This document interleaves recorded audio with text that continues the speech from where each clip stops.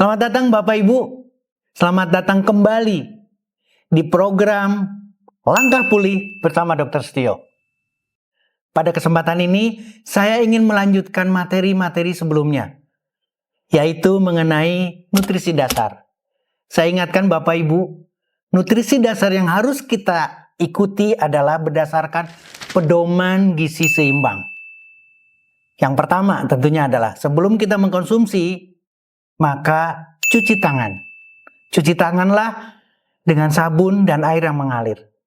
Yang kedua, banyaklah atau biasakan mengkonsumsi beraneka ragam makanan seperti di dalam piramida pedoman gizi seimbang.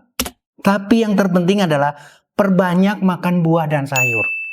Itu yang harus diperhatikan. Dan sarapan pagi. Sarapan pagi sangat-sangat membantu tubuh kita untuk meningkatkan kesehatan dan mempercepat pemulihan. Tolong Bapak Ibu batasi. Sekali lagi, batasi konsumsi makanan yang manis, yang asin, dan yang enak. Apa itu yang enak? Yang enak adalah makanan yang berlemak. Tolong batasi makanan manis, asin, dan berlemak. Dan jangan sekali-kali lagi lupa, Bapak Ibu, konsumsi makanan yang mengandung protein tinggi. Sekali lagi, makanan yang mengandung protein tinggi. Dan terakhir tentunya adalah, sebelum kita bersyukur, karena ini adalah yang paling penting, aktivitas fisik. Lakukan selalu aktivitas fisik untuk menunjang kesehatan dan pemulihan Bapak Ibu sekalian. Mungkin ada pertanyaan dari Bapak Ibu, apa itu makanan fungsional? Memang harus ada penjelasan dan harus ada edukasi yang berulang-ulang. Pada kesempatan ini saya ingin menjelaskan apa itu makanan fungsional. Makanan fungsional adalah makanan yang mengandung nutrisi tinggi. Sekali lagi, nilai gizinya tinggi. Tapi ada catatan lebih penting dari makanan fungsional, yaitu manfaatnya. Memiliki manfaat kesehatan yang jauh lebih tinggi dari nilai nutrisinya. Jauh lebih tinggi dari nilai gizinya. Itulah makanan fungsional. Sehingga makanan fungsional harus, kalau saya katakan bukan cuma anjuran, tapi harus. Makanlah makanan fungsional secara rutin. Untuk meningkatkan kesehatan, untuk mempercepat pemulihan Bapak dan Ibu. Apa itu makanan fungsional?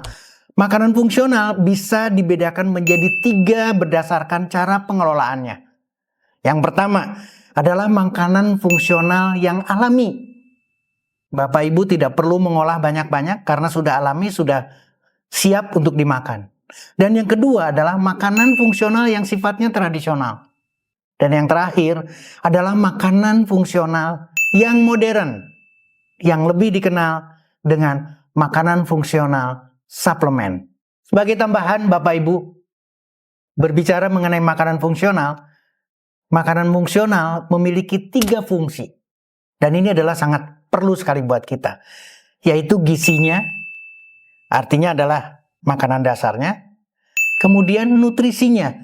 Nutrisi ini juga punya nilai yang bersifat fungsional dan mempunyai nilai yang bersifat klinis. Dan terakhir tentunya adalah manfaat kesehatan. Kalau kita melihat manfaat daripada makanan fungsional, maka ada 2 yang harus kita siasati. Yaitu makanan fungsional yang berasal dari tanaman, berarti adalah nabati. Contohnya apa, Dr. Setio? Contohnya adalah kedelai, kacang kedelai atau beraneka ragam kacang-kacangan. Demikian juga dengan beras merah, demikian juga dengan buah atau sayuran, contohnya tomat. Itu adalah makanan fungsional yang berasal daripada nabati atau dari tanaman. Dan yang kedua, makanan fungsional yang berasal dari hewani.